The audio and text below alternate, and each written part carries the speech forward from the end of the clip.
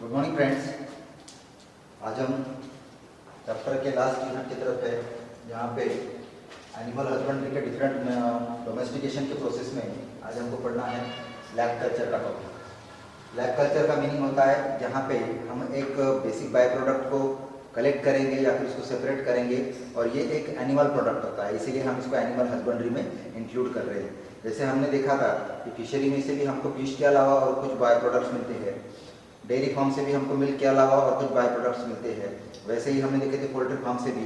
तो अलग अलग तरीके के एनिमल्स का हम ह्यूमन वेलफेयर के लिए यूटिलाइजेशन या फिर उसका यूज हम दिखा सकते हैं। तो यहाँ पे बेसिकली अगर हम इंडिया में देखेंगे तो एक इंसेक्ट है जो नेचुरली हमारे इंडिया के लिए नियर अबाउट 85%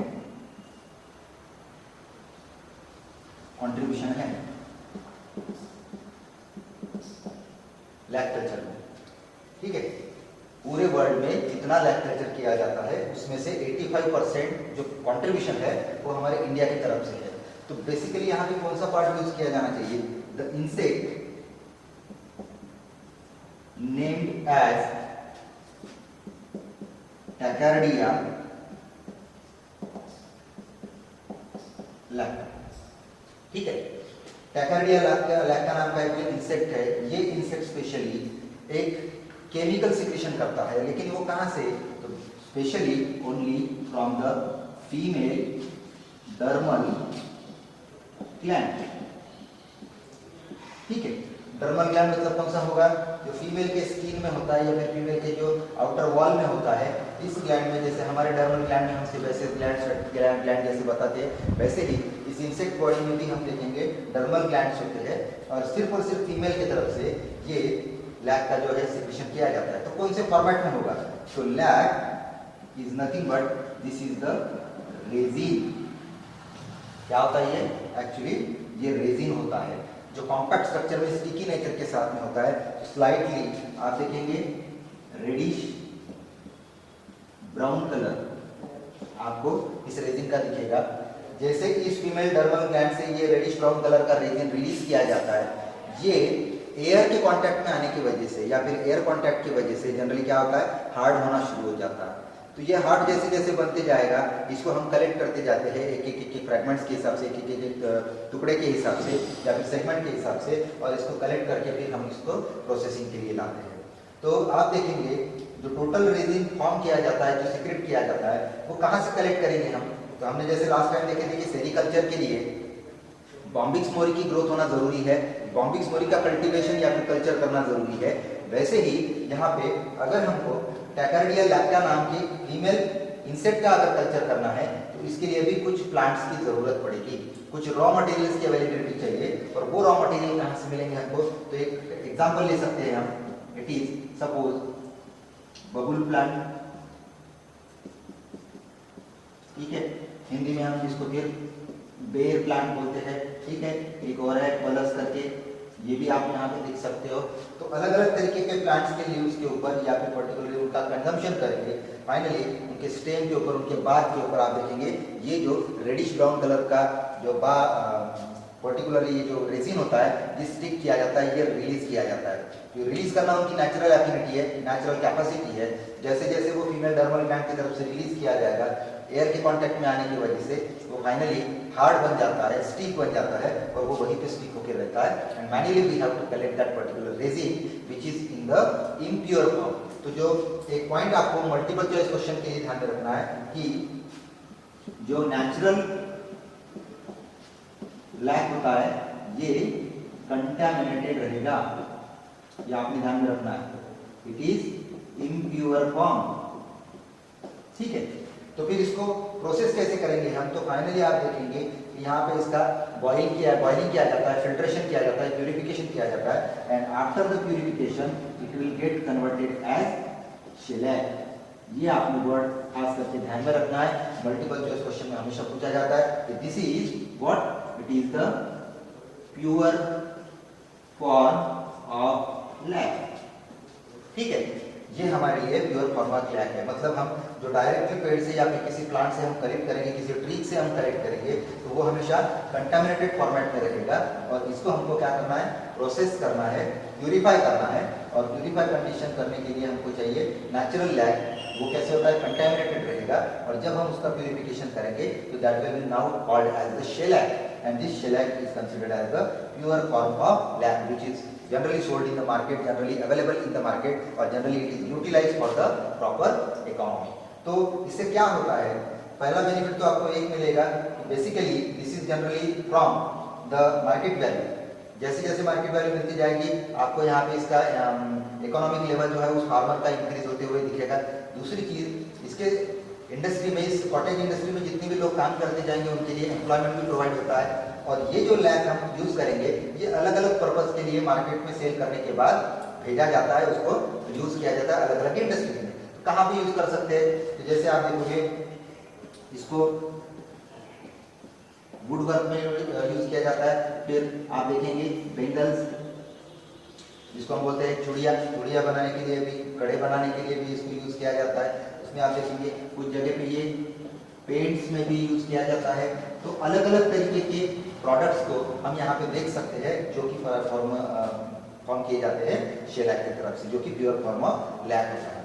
तो इस तरीके से अगर आप देखेंगे तो इससे एक नॉर्मल क्रॉपिंग के साथ में या फिर नॉर्मल रूटीन फार्मिंग के साथ में हम अगर ये लैग का भी कल्चर करते हैं साइंटिफिकली मेथड से, तो हम देखेंगे हमारे इकोनॉमी में भी कहीं ना कहीं इंक्रीज लेवल आते हुए दिख सकती है। तो इसीलिए इंडिया में बहुत ज़्यादा अवेलेबिलिटी है, तो बहुत सारे लोगों ने इसको यूटिलाइज भी करना चाहिए, क्योंकि मैंने पहले ही बताया था कि लैग कल्चर के लिए जो लगने वाला नेटिव एनिमल है वो शायद एकार्डिया लैग का, which is generally the 85% providing the contribution in the economy of the world।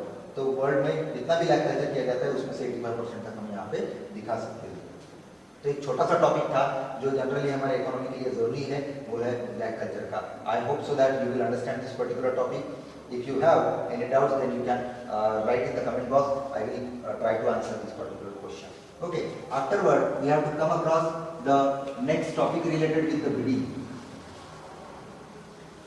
Breeding एक ऐसा टॉपिक है जो खास करके इस एनिमल हस्बेंड्री के लिए बहुत यूजफुल कंसिडर किया जाता है, क्योंकि हमने पहले ही दिन बताया था कि लाइफ स्टॉक हमारे पास 75% है, लेकिन फिर भी हमारी प्रोडक्टिविटी देखेंगे तो सिर्फ हमारी 25% है।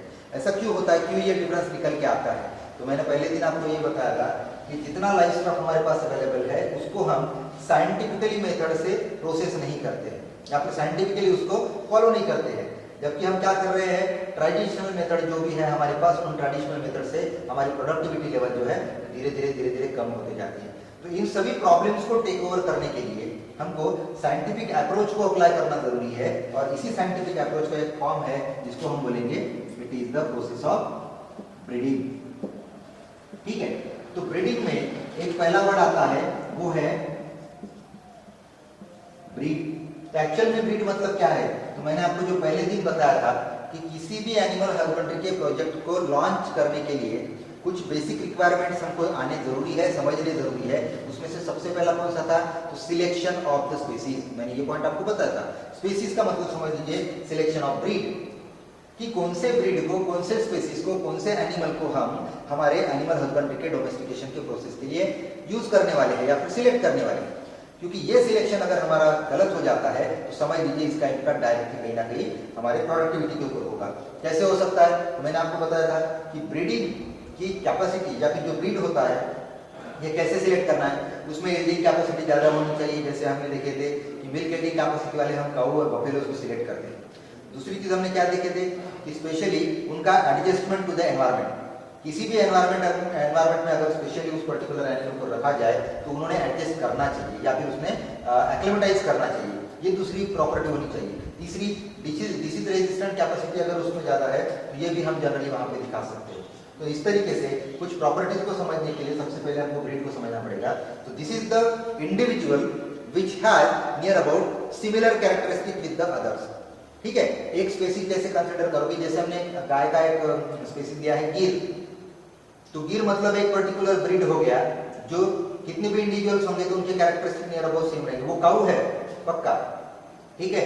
दूसरा अगर हम देखेंगे तो दूसरा स्पेसीज भी होता है जर्सी, तो जर्सी भी काऊ है, ये भी काऊ है, लेकिन दोनों में क्या होता है, काऊ के जो मिनिमम कैरेक्टर्स है वो तो कॉमन रहेंगे, कुछ वहाँ पे स्पेसिफिक लेवल के डिफरेंसेस रहेंगे। तो जो एनिमल जिसमें ब्रीडिंग कैपेसिटी होती है, जिसमें यील्डिंग कैपेसिटी मैक्सिमम होती है, ऐसे इंडिविजुअल को हम यहाँ पे ब्रीड करके देखेंगे। तो जो मैंने बताया था अभी कि नेचुरल प्रोसेस से, ट्रेडिशनल प्रोसेस से हमारी प्रोडक्टिविटी जो है वो कम होती है। तो इसको टेक ओवर करने के लिए फिर क्या किया जाता है, ब्रीडिंग को अलग अलग टेक्निक्स के साथ यूज किया जाता है। तो कौन से दो टेक्निक रहेंगे, एक लिखेंगे हम इन ब्रीडिंग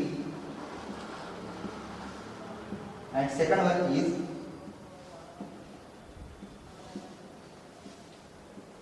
आउट ब्रीडिंग। दोनों का मीनिंग थोड़ा सा समझ लीजिए। इन ब्रीडिंग में एक्चुअली होता क्या है, the breeding will be takes place between the individuals of two individuals of same species which has near about 4 to 6 common ancestor. इनमें क्या होना चाहिए, 2 इंडिविजुअल रहेंगे, ठीक है, उनमें 4 to 6 कॉमन एंसेस्टर रहेंगे, ठीक है।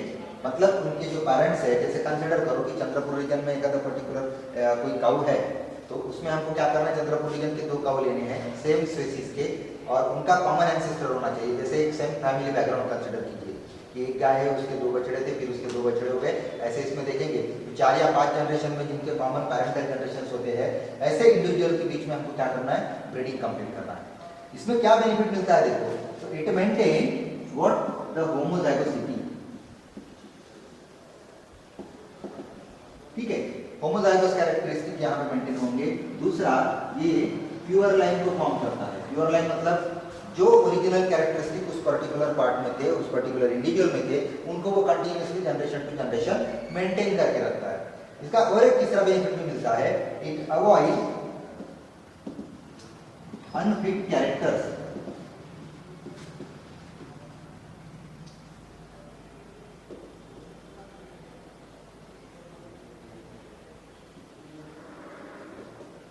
रेसेसिव कैरेक्टर्स, हम जिसको डोमिनेंट और रेसेसिव बोलते हैं। क्या होता है, एक इंडिविजुअल को स्ट्रॉन्ग मेल को ले लीजिए, फिर दूसरे स्ट्रॉन्ग फीमेल को ले लीजिए, जिनके 4 या 6 जनरेशन सेम है, उनका फिर ब्रीडिंग कीजिए। ब्रीडिंग करने के बाद में जो नया यंग बनाएगा उसमें आपको क्या दिखेंगे, रेसेसिव या फिर अनफिट कैरेक्टर्स एलिमिनेट हो जाएंगे, सुटेबल कैरेक्टर्स ज्यादा जनरेट होंगे, और इससे हमको थोड़ी बहुत प्रोडक्टिविटी जो है वो इंक्रीज होते हुए दिख सकती है। इसको अगर हम कंटिन्यूअसली जनरेशन टू जनरेशन अगर परफॉर्म करते जाएंगे तो उसमें ड्रॉबैक भी क्रिएट होता है। तो ड्रॉबैक क्या रहेगा, तो इसमें जनरली इनफर्टिलिटी आने के चांसेस है। वही सेम अगर हम इंडिविजुअल्स यूज करते जाएंगे तो उनमें इनफर्टिलिटी जनरेट हो सकती है, स्टेरिलिटी आ सकती है, या फिर न्यू यंगर को प्रोड्यूस करने के लिए उतने ज्यादा स्ट्रॉन्ग कैरेक्टरिस्टिक वहां पे आपको कंट्रीब्यूशन नहीं दिखेगा। तो फिर इस इनब्रीडिंग के प्रॉपर्टीज को या फिर इनको मेंटेन करने के बाद इसके ड्रॉबैक को अवॉइड करने के लिए हमको क्या करना है, फिर आउटब्रीडिंग की तरफ आना है। इसमें हमको क्या करना है, does not have 4 to 6 common ancestor. ये क्या है, जनरेशन से, ठीक है। ऐसे इंडिविजुअल्स यहाँ पे सिलेक्ट करेंगे जिनके 4 to 6 जनरेशन नहीं होंगे कॉमन। यहाँ पे हम कॉमन जनरेशन ले रहे हैं, यहाँ पे कॉमन जनरेशन नहीं है। या फिर आउटब्रीडिंग में और एक चीज भी परफॉर्म की जाती है कि 2 अलग अलग स्पीसीज के एनिमल्स को भी यहाँ पे हम हाइब्रिडाइजेशन में या फिर पर्टिकुलर इस ब्रीडिंग प्रोसेस में लाते जाएंगे। तो again this outbreeding can be divided into the another categorizations, or you can consider it is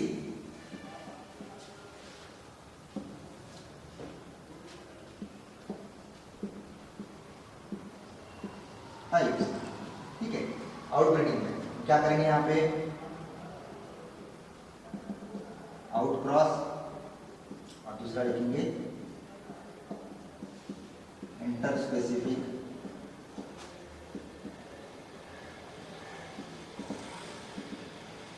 hybridisation. आउटक्रॉस में क्या करना है, जो पहला पॉइंट मैंने बताया था कि इनमें आप नंबर ऑफ इंडिविजुअल्स का ब्रीडिंग करोगे, लेकिन उनमें 4 to 6 जनरेशन कॉमन नहीं रहेंगे।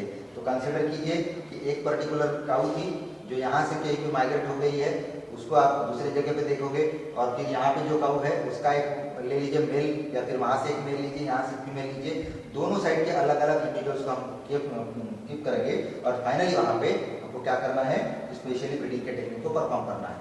तो उससे क्या हो जाता है, जो इनफर्टिलिटी लेवल के जो प्रॉपर्टीज थे वो कहीं ना कहीं कम होते हुए दिखेंगे, प्रोडक्टिविटी लेवल में और कुछ डोमिनेंट कैरेक्टर्स में चेंजेस दिखेंगे, क्योंकि एनवायरमेंटल कंडीशन दोनों के सेम है।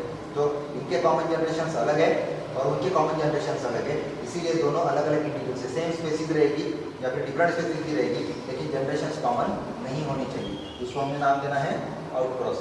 ठीक है, यहाँ पे इंटरस्पेसिफिक हाइब्रिडाइजेशन में क्या होता है, दो अलग अलग स्पेसीज, जैसे एक स्पेसीज का नाम बता देता हूँ मैं, इजार्डे।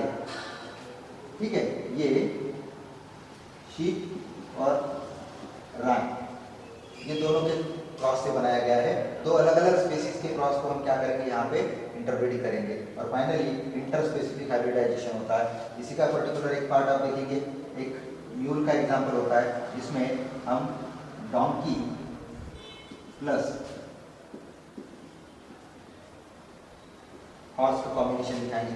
ये कोरिलेटेड एनिमल्स है, रिलेटेड कैटेगरीज के एनिमल्स है, इनके दोनों की फीचर्स अलग अलग है। तो हम यहाँ पे क्या ट्राई कर रहे हैं, कहीं ना कहीं हॉर्स के कुछ कैरेक्टर, डॉन्की के कुछ कैरेक्टर्स अगर आ जाते हैं, यहाँ पे एक नया इंडिविजुअल बनेगा, जिसको हम जनरली इंटरस्पेसिफिक हाइब्रिडाइजेशन में दिखा सकते हैं। तो ये आउटब्रीडिंग का ही आउटक्रॉस रहेगा और इंटरस्पेसिफिक हाइब्रिडाइजेशन रहेगा। ये दोनों टाइप आपने यहाँ पे ध्यान में रखना है। बाद में हम देखेंगे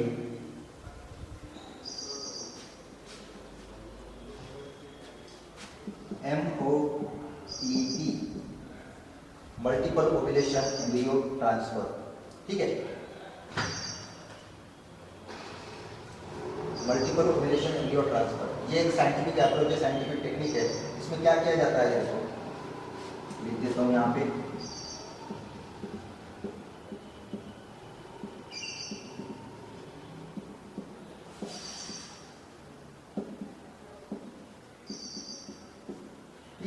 मल्टीपल ओव्यूलेशन एम्ब्रियो ट्रांसफर, नाम से आपको समझ में आया होगा, हमने रिप्रोडक्शन के चैप्टर में भी इसको डिस्कस किए हैं। मल्टीपल ओव्यूलेशन मतलब एट ए टाइम हम मल्टीपल लेवल के ओव्यूलेशन के प्रोसेस को, ओवम के रिलीज करने के प्रोसेस को हम एक्टिवेट करने का काम करेंगे, फिर एम्ब्रियो फॉर्म होने के बाद में फिर उसका ट्रांसफर करेंगे। यहाँ पे क्या किया जाता है, female will have the dose of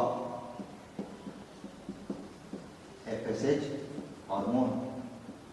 ठीक है, यहाँ पे क्या करना है, हमको पता है फॉलिकल स्टिमुलेटिंग हार्मोन क्या करता है, जो पिट्यूटरी से आएगा वो हमारे गोनाडल फॉलिकल्स के ऊपर टारगेट करता है, और फाइनली वहाँ पे हम क्या देखेंगे कि ओव्यूलेशन की प्रोसेस जो है वो इनिशिएट की जाती है। तो पहले FSH से ओवम बनेगा, फिर वहाँ पे LH होता है जो ल्यूटिनाइजेशन की प्रोसेस करता है, और फाइनली ओवम को रिलीज किया जाता है। तो हम लोगों को पता है कि पर साइकिल, हम यहाँ पे ह्यूमन्स का अगर एग्जाम्पल लेते हैं तो पर साइकिल एक ओवम का फॉर्मेशन किया जाता है। यहाँ पे हम क्या कर रहे हैं, डायरेक्टली एक्स्ट्रा डोज प्रोवाइड करके वहाँ पे एक ही साइकिल में मल्टीपल ओव्यूलेशन 6 to 8 टाइम्स हम क्या करेंगे, वहाँ पे ओव्यूलेशन को स्टिमुलेट करते जाएंगे। ओवम कलेक्ट हो गया, उसको निकाल दीजिए, उसको फिर से फिर एडमिनिस्टर कीजिए FSH का डोज, फिर से दूसरा ओव्यूलेशन होगा, तीसरा ओव्यूलेशन होगा, ऐसे एक साइकिल में हम 6 से 8 तक हम इसको स्टिमुलेट कर सकते हैं एडमिनिस्ट्रेशन प्रोवाइड करने के लिए। जैसे ही ये ओवम कलेक्ट करते जाएंगे, हम क्या करेंगे, इसको नियर अबाउट 8 to 16 से, इसको हम क्या बोलते हैं प्री मोरिला या फिर मोरिला स्टेज, या फिर डायरेक्टली 32 सेल स्टेज, इसको हम क्या बोलेंगे ब्लास्टोसिस।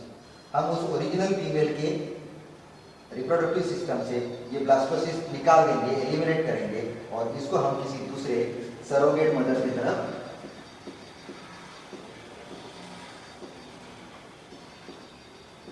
इम्प्लांट करेंगे। ठीक है, प्रोसेस समझ में आ गई आपको। सरोगेसी का मतलब क्या होता है, सेकंड फीमेल, एक फीमेल में आपको क्या करना है, इंजेक्शन देने हैं हार्मोन के, FSH आपने दे दिया, ओवम मिल जाएगा, उस ओवम को क्या करना है, उनको फिर कलेक्ट करना है, कलेक्ट करने के बाद में उसको फर्टिलाइज करना पड़ेगा। तो फर्टिलाइजेशन के लिए आर्टिफिशियल इंसेमिनेशन सेंटर से जो फ्रोजन कंडीशन में स्पर्म्स होते हैं उसको सैंपल्स लिए जाते हैं डायरेक्टली, और फिर क्या किया जाएगा, वहाँ पे स्पर्म और ओवम दोनों का फर्टिलाइजेशन किया जाएगा, फ्यूजन किया जाएगा, तो जाइगोट बनेगा। जाइगोट को कल्चर मीडियम में ग्रो करते करते हम कहाँ तक लेके आएंगे, 8, 16 या फिर 32 सेल में लेके आएंगे। फिर वो ब्लास्टोसिस स्टेज में जैसे ही आएगा, हम इसको क्या करेंगे, निकाल देंगे, ट्रांसफर करेंगे, कहाँ पे, तो in the surrogate mother, second cattle में, सेकंड पर्टिकुलर काउ में हम उसको शिफ्ट कर देंगे, और फिर उसकी जो ग्रोथ और डेवलपमेंट है बाकी की, इसको हम प्रेगनेंसी कंडीशन बोलते हैं, वो सेकंड फीमेल में दिखेगी।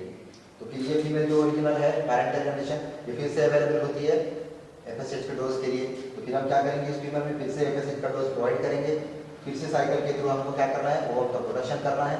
ओवम जैसे प्रोड्यूस हो जाएगा, ओव्यूलेशन होगा, ओव्यूलेशन होने के बाद में फिर उसका हम फर्टिलाइजेशन करेंगे एंड फर्टिलाइजेशन के बाद में हम उसको फाइनली फिर से ग्रो करेंगे कल्चर मीडियम में, और धीरे धीरे ऐसे ग्रो करते करते हम एक साइड में देखोगे तो यहाँ पे किसी भी स्पीसीज के, किसी भी ब्रीड के नंबर्स को हम इंक्रीज कर सकते हैं, मल्टीप्लाई कर सकते हैं। एट ए टाइम हमारी प्रोडक्टिविटी जो है वो बढ़ सकती है। इसीलिए हम देखेंगे जनरली क्या होता है वहाँ पे, सुपेरियर मेल और सुपेरियर फीमेल को सिलेक्ट किया जाता है किसी भी ब्रीडिंग टेक्निक के लिए, क्योंकि सुपेरियरिटी के जो कैरेक्टरिस्टिक्स होते हैं उनको हमको आगे के जनरेशन की तरफ लेके चलना है, और फिर उसको हमको कल्टिवेट करते करते करते करते ज़्यादा से ज़्यादा प्रोडक्टिविटी को हमको गेन करना है या फिर हमको अचीव करना होता है। तो इस तरीके से देखेंगे तो ब्रीडिंग के टेक्निक को अप्लाई करने के लिए या फिर उसको इम्प्रूव करने के लिए MOET multiple ovulation embryo transfer की टेक्निक दी जाती है। मेल में अगर देखेंगे तो वहाँ पे आर्टिफिशियल इंसेमिनेशन की प्रोसेस होती है। आर्टिफिशियल इंसेमिनेशन में क्या किया जाएगा, जो बुल होता है या फिर जो पर्टिकुलरली ऑक्स होता है उसको हम क्या करेंगे, ट्रिगर करेंगे। ट्रिगर करने के बाद में जो स्पर्म्स रिलीज होते हैं इंसेमिनेशन से उसको हम स्टोर करते हैं लिक्विड नाइट्रोजन में जनरली, और उसको फ्रोजन कंडीशन में हम स्टोर करके रख देते हैं। जब भी कभी भी ऐसी इस तरीके की ज़रूरत पड़ती है तो हम क्या करेंगे, ओवन को कलेक्ट करेंगे, स्पर्म को कलेक्ट करेंगे और उन स्पर्म्स को हम जनरली क्या करेंगे, फ्यूज़ करेंगे। फ्यूज़ करने के बाद में जो भी आगे की प्रोसेस है आप लोगों को पता है। तो इस तरीके से हम प्रोडक्टिविटी को इंक्रीज करने के लिए ट्रेडिशनल मेथड को छोड़ के कहीं ना कहीं साइंटिफिक अप्रोच को अप्लाई करके हम यहाँ पे डोमेस्टिकेशन की प्रोसेस या फिर एनिमल हस्बेंड्री की प्रोसेस के प्रोडक्टिविटी को इंक्रीज करने की कोशिश करेंगे। तो this is all about related with the section from the zoology that is animal husbandry. ठीक है, तो फूड एनहांसमेंट के चैप्टर में आपको ये पर्टिकुलर पार्ट मिलने वाला है, तो इसमें आपको पढ़ना है। जो भी चीज़ें नहीं आती है या फिर समझ में नहीं आई हैं उसको आपको पूछना है, पर्सनली यू कैन कॉन्टैक्ट। ठीक है, तो आप इसको कवर कर सकते हो। तो इस तरीके से यहाँ पे ये एनिमल हस्बेंड्री का जो टॉपिक है वो कंप्लीट हो जाएगा।